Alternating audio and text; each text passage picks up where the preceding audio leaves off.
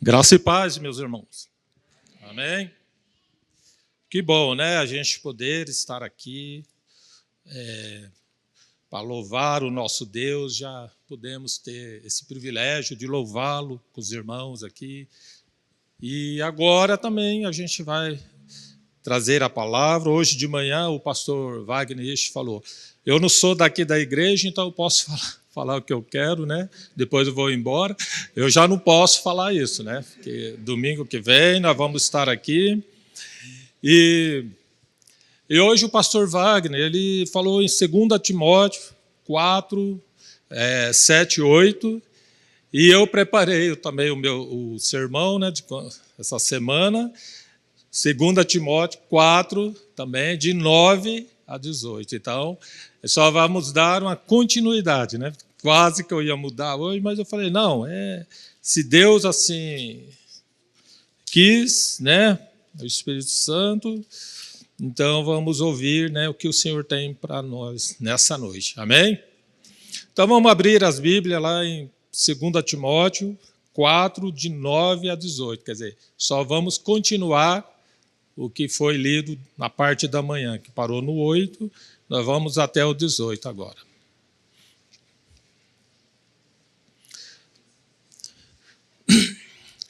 Procure vir comigo depressa, porque Demas, tendo amado o presente século, me abandonou e se foi para a Tessalônica, Crescente foi para a Galácia, Tito para a Dalmácia. Somente Lucas está comigo. Toma contigo Marcos e traze-o, pois me é útil para o ministério. Quanto a Tiquito, mandei-o até Éfeso. Quando vieres, traze a capa que deixei em Troade, em casa de Carpo. Alexandre, o latoeiro, o ferreiro, né, causou-me muitos males. O Senhor lhe dará a paga segundo as suas obras. Tu, guarda-te também dele, porque resistiu fortemente às nossas palavras. Na minha primeira defesa, ninguém foi ao meu favor, antes todos me abandonaram, que isto não lhes seja posto em conta. Mas o Senhor me assistiu e me revestiu de forças para que, por meu intermediário, a pregação fosse plenamente cumprida e todos os gentios a ouvissem. E fui liberto da boca do leão. O Senhor me livrará também de toda obra maligna e me levará salvo para o seu reino celestial. A Ele a glória pelos séculos dos séculos. Amém. Senhor, muito obrigado, Pai, porque podemos ler a Tua palavra, ouvir a Tua palavra, Senhor, e que agora eu seja apenas um instrumento em Tuas mãos, Senhor, para trazer essa mensagem aqui para todos nós, primeiramente para o meu coração e dos nossos irmãos aqui presentes, em nome de Jesus. Amém.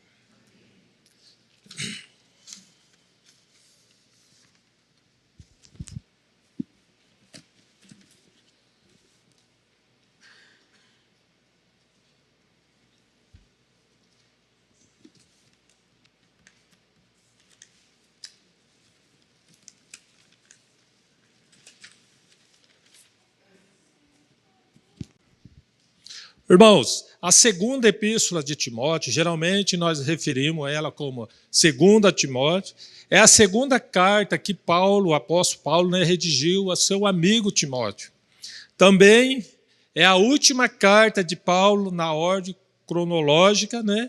E foi escrito na prisão um pouco antes da sua morte, provavelmente no século 67 depois de Cristo. O apóstolo escreve a seu filho da fé, Timóteo, que também era pastor na igreja de Éfeso. Nessa carta, o tema central é a relação pessoal entre Paulo e Timóteo. Foi nesse período também que aconteceu o grande incêndio em Roma, né? O incêndio de Roma.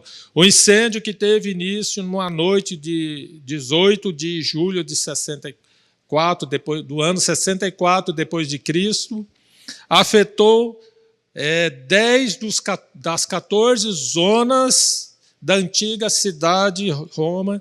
3 delas foram completamente destruídas pelo fogo. O fogo se alastrou rapidamente pelas áreas, né, densamente povoada pela cidade, nas ruas sinuosas que tinha, e a maioria dos edifícios eles eram de madeira, 3, 4, 5 andares. Então, isso era altamente inflamável, e essas estruturas contribuíram e ajudou que o incêndio se alastrasse, né, e durante 6 dias seguidos, o incêndio durou 6 dias seguidos, e só depois que foi controlado. Segundo os historiadores cristãos, o imperador Nero, como uma manobra, né, para desviar a suspeita de que teria sido ele, a pessoa dele, já que tinha uma tese de que o incêndio foi criminoso, ele espalhou, né, um boato, e ele precisava encontrar o culpado ou os culpados. Então espalhou que os cristãos que tinham sido responsáveis pelo incêndio, né? E eles acusaram os cristãos de ter ateado fogo na cidade, em Roma, né? E aí eles tinham que prender alguém, e como Paulo era o líder deles, Paulo foi preso naquela prisão ali. E aqui a gente, né, vamos fazer uma curiosidade. Na primeira vez que Paulo foi preso em Roma, ele foi por acusação dos seus próprios irmãos, os judeus. Recebeu permissão para aguardar o julgamento em liberdade. Ele alugou uma casa, e lá um soldado romano prendia com uma corrente a perna do soldado, a perna de Paulo, e ele poderia conversar com as pessoas, receber os amigos, e ele ficou, né, ele era vigiado pelo soldado, e na verdade ele era cuidado, né, para que ninguém pudesse fazer mal a ele, já que esse pessoal, o soldado, ficava responsável pela vida de Paulo, né? Já nessa segunda vez, nessa segunda prisão, ele foi jogado numa sombria masmorra, insalubre, com ratos, barata, né? Onde a maioria dos prisioneiros que entravam ali saíam lá doentes, e principalmente com a lepra. Na primeira prisão, ele foi preso como um apóstolo, como um pastor, né, que estava pregador da palavra de Deus. Já nessa segunda prisão, ele foi acusado de instigar um crime contra a cidade, contra a nação, né, e se tornou um objeto de ódio criminoso, porque as pessoas perderam, né, seus bens, perderam vidas, né, casas. Então, imagina, né, o pessoal ficaram com ódio, principalmente do Paulo que estava lá. Na primeira prisão, ele orou para sair. E, de fato, ele saiu, né? Nós conhecemos. E já na segunda, ele não nutria mais essa esperança, né? Pois quando ele entrou lá, ele já entrou sentenciado de morte. Foi abandonado, ninguém queria saber dele. E eram os próprios crentes que estavam abandonando, né? Crentes da igreja que Paulo tinha fundado lá em Roma, né? Aliás, né, eles também estavam sendo perseguidos, né? Fala-se que houve uma grande matança de crentes, dizem que acabou a madeira para fazer as cruzes, e muitos foram grudados nos postes com pinche e colocado fogo para iluminar a cidade. A fake news, né, da época correu em todos os lugares. Paulo, né, o líder dos cristãos ele era criminoso, ele instigou o pessoal a colocar fogo em Roma. E a fake news é um perigo, né, irmão? E hoje mesmo nós estamos vivendo isso ainda, né? A fake news ali nas plataformas digitais, né? Quando a gente, até uma observação, quando a gente vai compartilhar alguma coisa nas plataformas digitais, é bom a gente ter certeza de que a gente está fazendo a coisa certa, se a notícia é verdadeira, porque há muitos fake news e muitas crianças que eles colocam, desapareceu. Uma vez lá na nossa igreja, na outra igreja, nós oramos porque uma professora estava com o carro, saiu uma fake news que a professora estava com o carro parado, com a criança atrás, e o ladrão veio e rendeu a mãe e levou o carro, e a criança atrás, e a mãe estava desesperada. Nós chegamos a orar, irmão, porque o pessoal trouxeram essa notícia, vamos orar, e depois ficamos sabendo que era um fake news, né?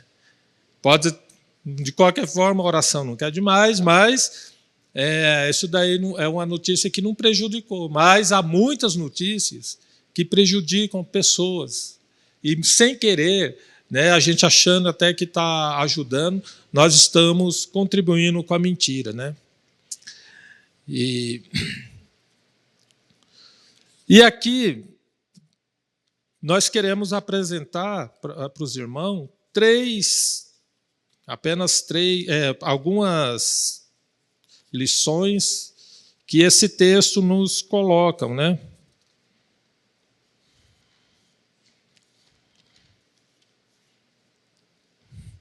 A primeira lição é: procure vir logo me encontrar, que é o versículo de número 9. Essa frase mostra a urgência de Paulo, que sentia, né, para ver Timóteo. Ele queria ter a oportunidade de falar com o seu amigo, o discípulo, né, pelo menos pela última vez, né? Queria encorajar Timóteo a passar os seus últimos ensinamentos. Paulo sabia que a sua morte estava próxima e queria deixar o seu legado para Timóteo e para as futuras gerações. Encorajá-lo a continuar pregando o evangelho de Jesus Cristo, para que a igreja continuasse a crescer, se fortalecer, né, e bem depois da sua morte, né? Então, Paulo tinha essa pressa de falar com Timóteo, o amigo, o companheiro. Irmão, tem coisa que nós não podemos deixar para depois. O que tem de ser feito hoje, devemos fazer hoje, porque o ontem nós não temos mais, e o amanhã não temos. Então, nós só temos o hoje. Então, o hoje é o dia da gente pregar a palavra. Hoje é o dia de fazer o que tem que ser feito hoje. Não é engraçado que quando oramos, queremos que Deus nos responda na hora. A gente faz a oração e já pede, né? Senhor, já responde. Eu quero agora, né? Mas quando temos que fazer alguma coisa, a gente tende a deixar para depois. Elogiar, né, as pessoas que nós amamos. Como a gente deixa para depois, para elogiar a quem nós amamos, aquela pessoa que a gente gosta, né? o nosso cônjuge, nossos filhos, nossos parentes, nossos irmãos aqui da igreja. Elogiar quem nós amamos. Que dia que nós temos que elogiar? Hoje, porque amanhã talvez você não tenha tempo, não sabemos no amanhã. Visitar os nossos queridos irmãos. A gente tem a oportunidade de fazer uma visita entre nós temos que visitar os nossos pais, nossos irmãos, assim, de carne também. Visita os pais. Enquanto a gente vai, né, chega no sábado, a gente quer descansar, mas dá uma descansada. Todo mundo tem direito, né? Mas vai lá fazer visita para o pai, para a mãe, que você não vê. É hoje que tem que fazer a visita, né? Todos devemos também ter um amigo íntimo, um amigo que não podemos deixar de procurá-lo quando estamos precisando compartilhar uma angústia, né? Um sofrimento. Na palavra de manhã, o pastor Wagner falou assim, né, que Jesus se encostava a cabeça, né, no amigo, né, no apóstolo João. E também, quando ele foi orar, né, ele estava angustiado. Quando ele foi orar, né, porque estava chegando a hora da morte dele, o que ele fez? Levou 3 amigos. Tá bom que eles dormiram, né? Que era devido à hora, mas estavam lá. Mas Jesus, ele levou os amigos. Porque a gente tem que ter um amigo para conversar nessa hora, né? Paulo buscou ajuda, né, do seu filho na fé. O pedido era para que viesse ao encontro. É um exemplo de amor e dedicação que existia entre eles. É um lembrete da importância de nós cuidarmos uns aos outros e encorajarmos mutuamente na fé.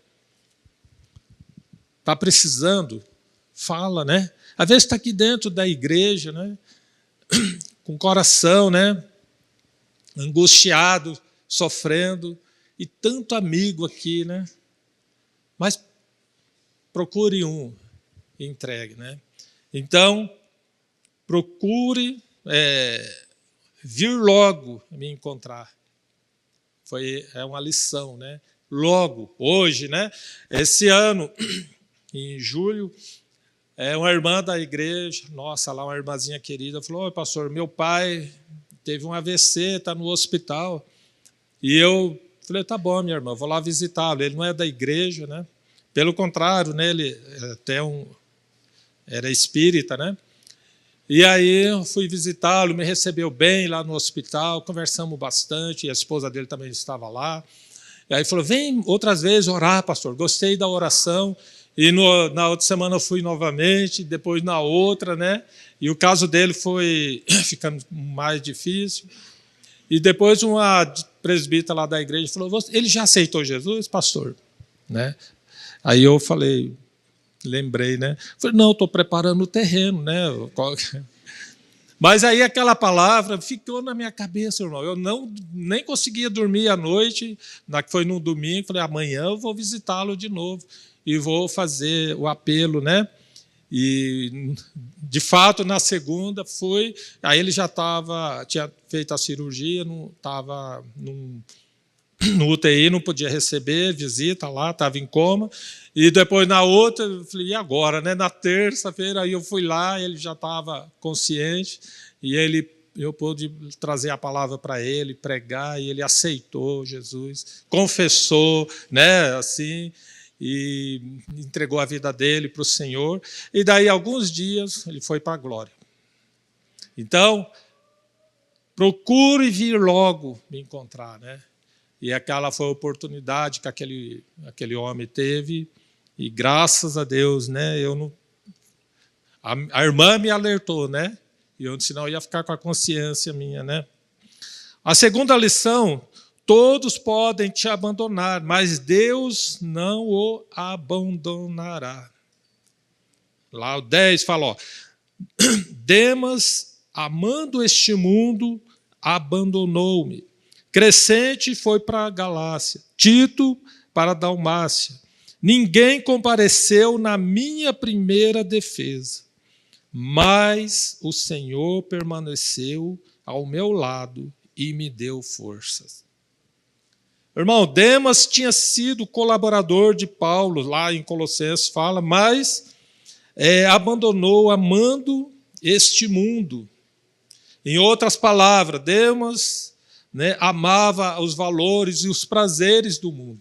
Muita gente também está aqui na igreja, colabora, é fervoroso, de repente abandona e vai valorizar as coisas do mundo, né? Amar os prazeres que o mundo oferece, né? Crescente e Tito se foram, mas não pelas mesmas razões de Demas, e Paulo não critica, né? E nem os condena.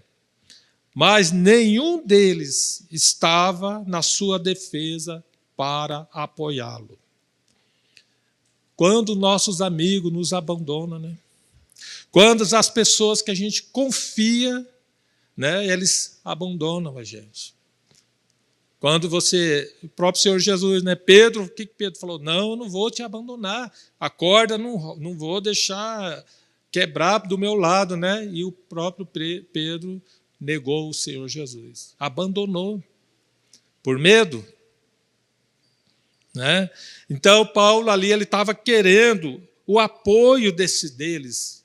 Né? E eles, porque Paulo queria eles lá na defesa, porque Paulo ia falar, e esse pessoal que conheciam o Paulo sabia que Paulo estava falando a verdade, sabia que ele ia falar a verdade ali. Paulo era um bom orador e na área de direito conhecia bem, mas ele queria um apoio.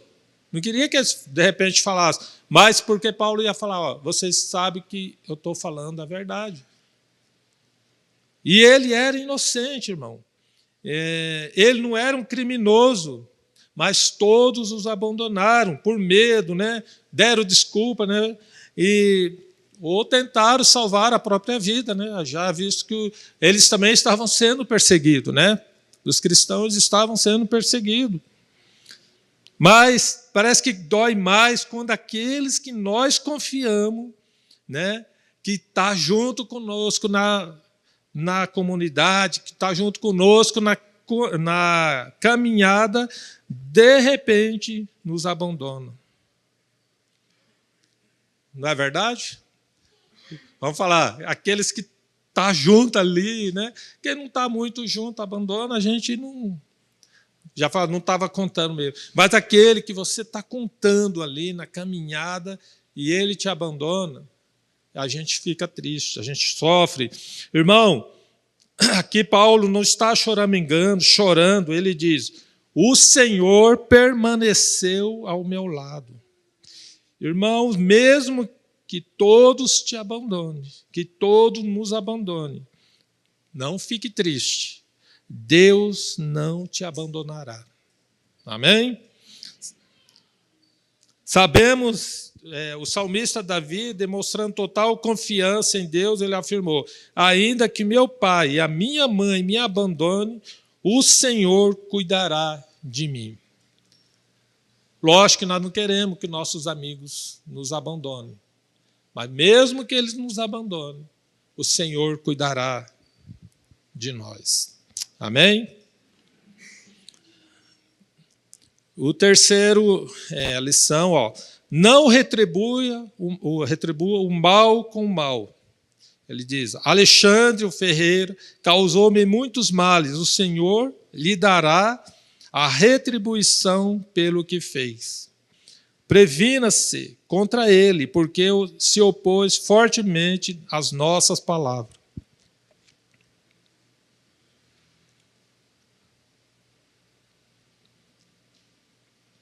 O apóstolo Paulo adverte Timóteo acerca de Alexandre, né?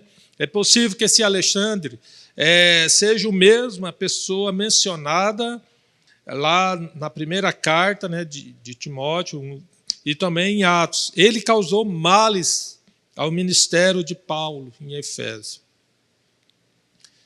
Causou mal, né? Já pensou? Paulo, né, com toda oratória que tinha, né, com toda autoridade, ainda alguém causou mal a ele, né, no ministério, a ele não, ao ministério dele. E é possível que pessoas também nos causem mal. Pessoas façam a gente sofrer.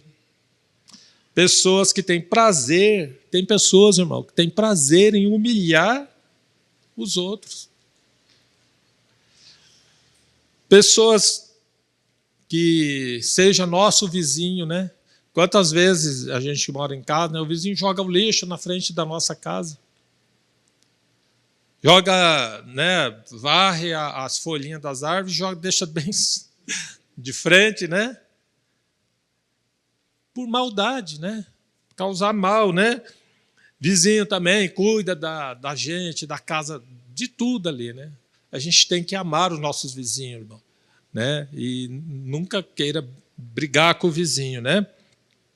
Pessoas do nosso serviço que não querem que a gente progrida lá no serviço, né? Está sempre de olho na gente ali para tentar derrubar, né? Tentar o cargo que você quer, o cargo que você tem. Aí, se você vai para outro setor, ele quer também ir lá para outro setor e ficar na sua posição.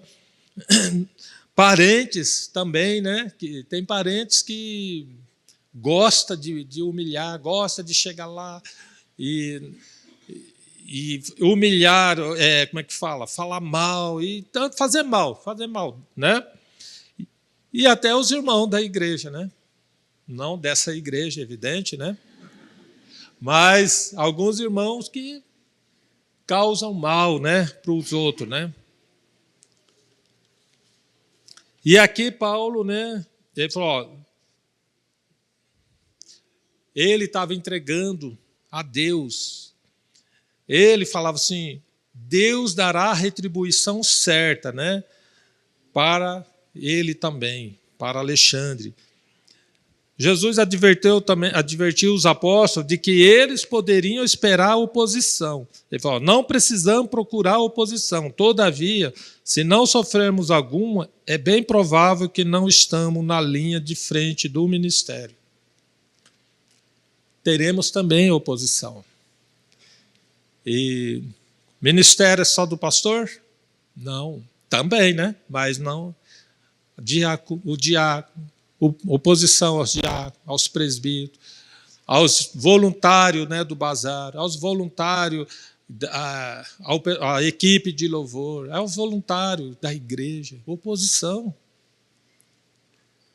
Mas se você não tiver, é porque não está nessa linha de ministério. Só não vai ter oposição quem não faz nada. Quem chega e fala assim, estou quietinho aqui.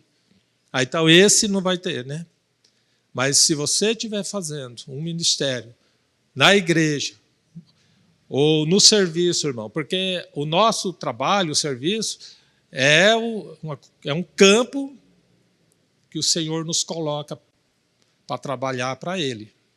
Então, também é porque a gente não está na linha de frente, tá? Mas nós não devemos fazer nada. O que devemos? Entregar para o Senhor, porque Ele dará a retribuição certa. Ó, que ele fala, Ele fará a retribuição certa, porque nós não temos esse discernimento para dar uma retribuição correta. Então, esse é de Deus, né? Quarta, ó, reconheça e peça perdão para aqueles que nós machucamos. Ele fala, ó, Lucas está comigo, traga Marcos com você, porque ele me é útil para o ministério. Paulo estava no corredor da morte, estava fazendo o balancete da sua vida e lembrou de João Marco, primo de Barnabé. João Marco e Barnabé foram ajudantes na primeira viagem missionária de Paulo até a Panfilha, onde Marco voltou por motivos não declarados. É possível, meus irmãos, que o jovem João Marco tenha ficado desanimado com o caminho e decidiu voltar ao conforto do seu lar. Alguns anos depois que Paulo e Barnabé retornaram da sua primeira viagem, né, Paulo expressou a vontade de voltar aos irmãos nas cidades que haviam visitado, a fim de rever os irmãos, ver como todos estavam, né? Não tinha a tecnologia que nem a gente tem hoje, não podia acompanhar, né? Barnabé concordou, chamou João Marco para irem com eles. Paulo recusou ter Marco na viagem, alegando a sua deserção anterior. Falou, ele é um desertor. Chegou na metade da viagem, ele retornou, né? Paulo e Barnabé tiveram uma desavença sobre João Marco e acabaram se separando, né? Foi uma discussão tão calorosa que eles se separaram. Paulo foi com Silas, né? E Barnabé foi com Marcos.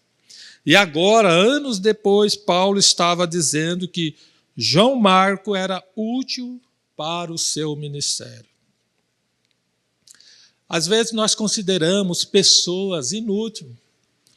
Fala assim, você é voluntário, ele quer ser voluntário na mesa diaconal, e aí marca o horário para vir, vem no primeiros trabalhos, nos próximos já larga a mão, não quer vir mais. Às vezes também, em outras áreas, né? Diaconisa, de louvor, né? Quero louvar, quero participar aqui da equipe de louvor. Aí nos primeiros ensaios vem, no segundo já não vem. E daí, algum tempo, essa pessoa quer retornar aos ministérios. E o que a gente faz? Quem é o líder, né, vai falar o quê? Não, essa pessoa não serve. Das últimas vezes, a última vez que ela veio, ela começou, estava indo bem, parou, não veio mais. Aí depois a outra fala, esse voluntário vai ter o bazar aqui, ele fala que vem, chega aqui, até vem o bazar vai acabar meio-dia, 8 horas ele já vai embora. E aí a gente começa aquela crítica. Não serve, né? Mas a pessoa está pedindo uma nova oportunidade. E aí a gente tem que dar essa oportunidade para ela. Paulo, naquela vez, não quis João Marcos. Mas agora, no final, ele está falando, ele é útil ao meu ministério. Então, aquela pessoa, às vezes aquele irmão, né, naquele início, ele não teve, né, coragem de continuar, a gente não sabe o motivo. Mas na outra oportunidade, né, às vezes errou uma vez, duas, né, mas na terceira, ele se engaja, se fortalece mesmo, e quer trabalhar, e vai ser bênção. Aqui, João Marcos, esse Marcos, ele que escreveu o Evangelho de Marcos. Já pensou se Barnabé também não tivesse brigado por ele, né? E Paulo reconhece isso. Paulo está reconhecendo e manda trazê-lo no final, né, da vida dele, e fala, ele é útil. Irmão, útil, né, ao ministério. Tem irmãos aqui que é útil ao ministério e a gente, né, tem que dar outra oportunidade para ele. Outras, quantas precisarem. Porque todos têm que fazer o trabalho, todos têm que estar trabalhando para o Senhor.